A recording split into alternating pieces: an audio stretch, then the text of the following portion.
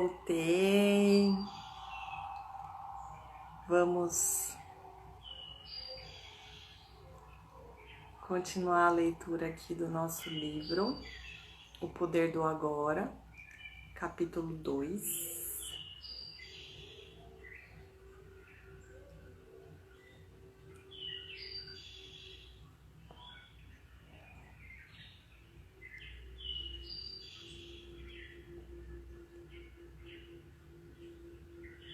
Vamos lá.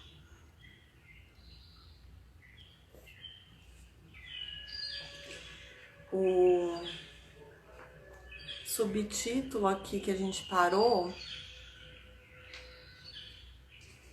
primeiro subtítulo do capítulo 2, dissolvendo o sofrimento do passado. Então, ele discorre sobre isso, né? Sobre como funciona a mente e o sofrimento. Ele começa, né? E agora a gente vai para o próximo tópico desse segundo capítulo, em que o interlocutor pergunta, né? O que acontece ao sofrimento quando nos tornamos conscientes o bastante para romper a nossa identificação com ele? Então, é sobre isso que a gente vai falar agora. A inconsciência cria o sofrimento. A consciência transforma o sofrimento nela mesma. São Paulo expressa esse princípio universal de uma forma linda ao dizer: tudo é revelado ao ser exposto à luz, e o que for exposto à própria luz se torna luz. Assim como não se pode lutar contra a escuridão, não se pode lutar contra o sofrimento. Tentar fazer isso poderia gerar um conflito interior e um sofrimento adicional. Observar o sofrimento já é o bastante. Observá-lo implica aceitá-lo como parte do que existe naquele momento. O sofrimento consiste na energia vital aprisionada que se desprendeu do campo energético total e se fez temporariamente autônoma através de um processo artificial de identificação com a mente. Ela se volta para dentro de si mesma e se torna algo contrário à vida, como um animal tentando comer o próprio rabo. Por que você acha que a nossa civilização se tornou tão autodestrutiva? Acontece que as forças destrutivas da vida ainda são energia vital. Mesmo quando começamos a deixar de nos identificar e nos tornamos observadores, o sofrimento ainda continua a agir por um tempo e vai tentar fazer com que voltemos a nos identificar com ele. Embora não esteja mais recebendo a energia originada da nossa identificação com ele, o sofrimento ainda tem sua força, como uma roda gigante que continua a girar mesmo quando deixa de receber o impulso. Nesse estágio, o sofrimento pode até ocasionar dores em diversas partes do corpo, mas elas não vão durar.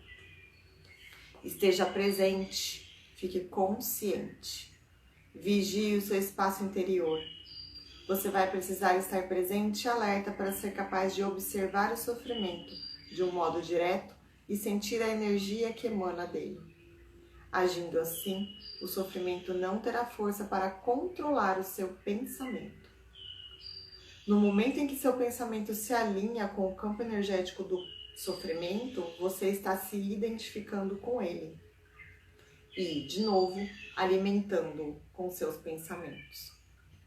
Por exemplo, se a raiva é a vibração de energia que predomina no sofrimento e você alimenta esse sentimento insistindo em pensar no que alguém fez para prejudicá-lo ou no que você vai fazer em relação a essa pessoa, é porque você já não está mais consciente e o sofrimento se tornou você.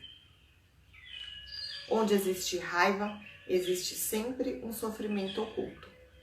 Quando você começa a entrar em um padrão mental negativo e a pensar como a sua vida é horrorosa, isso quer dizer que o pensamento se aliou com o sofrimento. e que você passou a estar inconsciente e vulnerável a um ataque de sofrimento.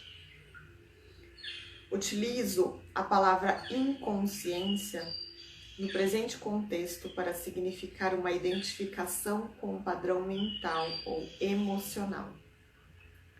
Isso implica uma ausência completa do observador.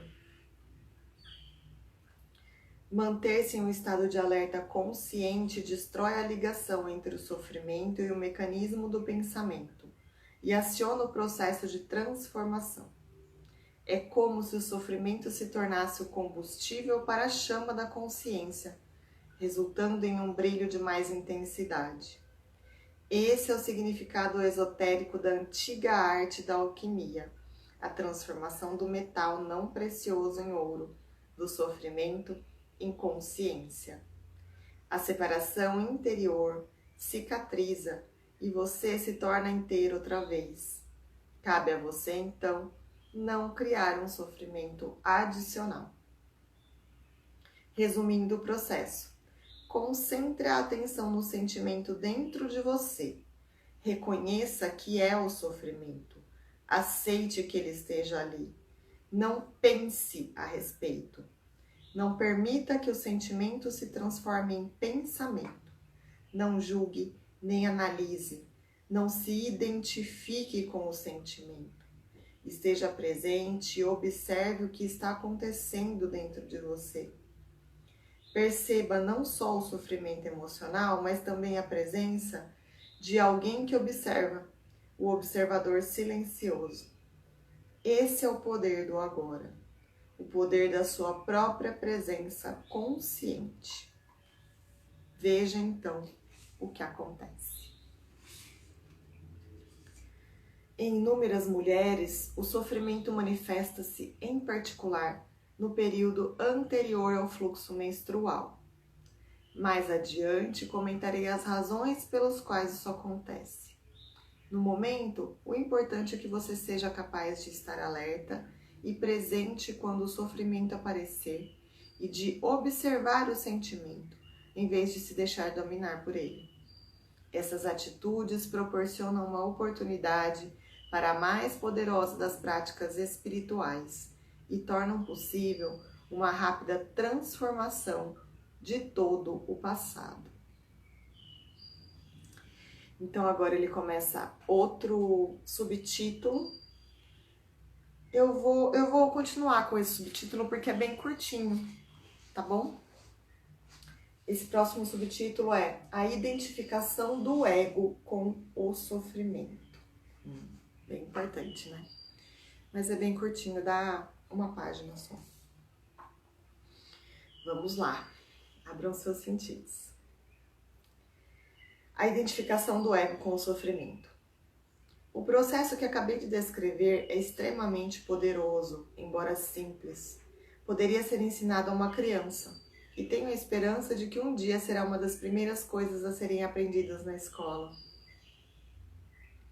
Uma vez entendido o princípio básico do que significa estar presente, observando o que acontece dentro de nós, e entendemos isso quando passamos pela experiência, teremos à nossa disposição a mais poderosa ferramenta de transformação.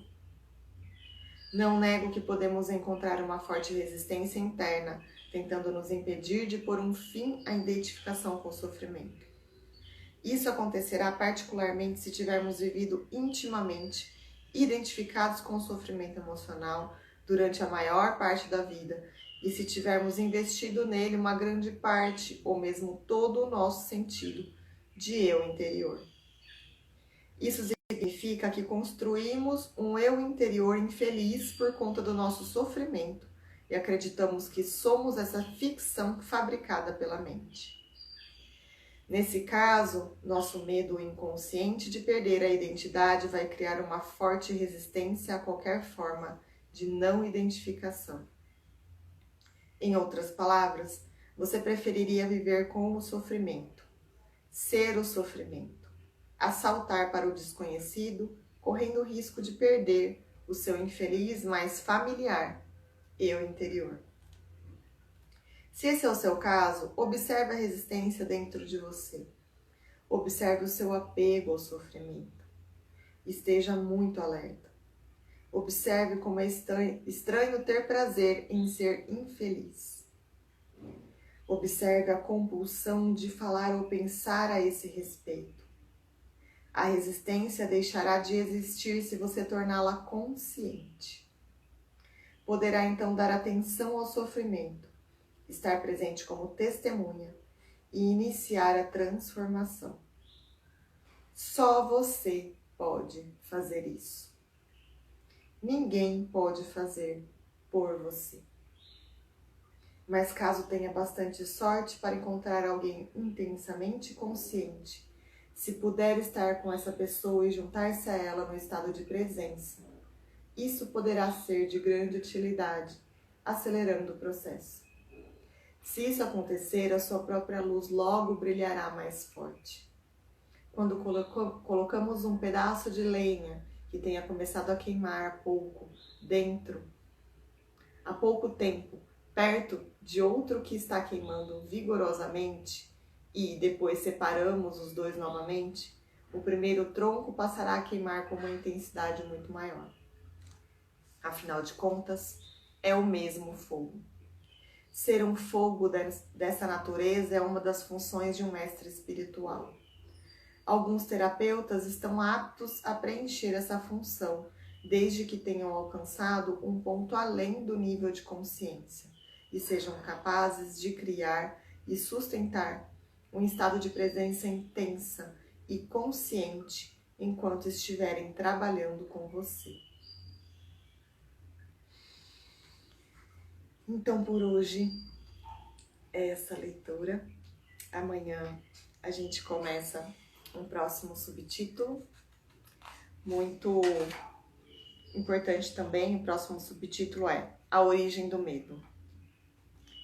E esse todo mundo quer saber, né?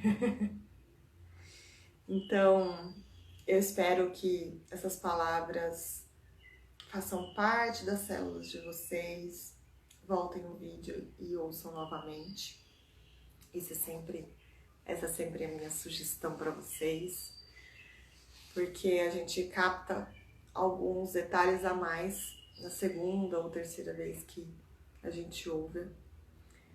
E eu espero que, capítulo a capítulo, conforme a gente vai avançando também com as práticas e com a leitura do livro, que esse hábito de trazer a presença total pro agora esteja fazendo parte do dia a dia de vocês e que vocês observem blocos de sofrimento se soltando da energia de vocês.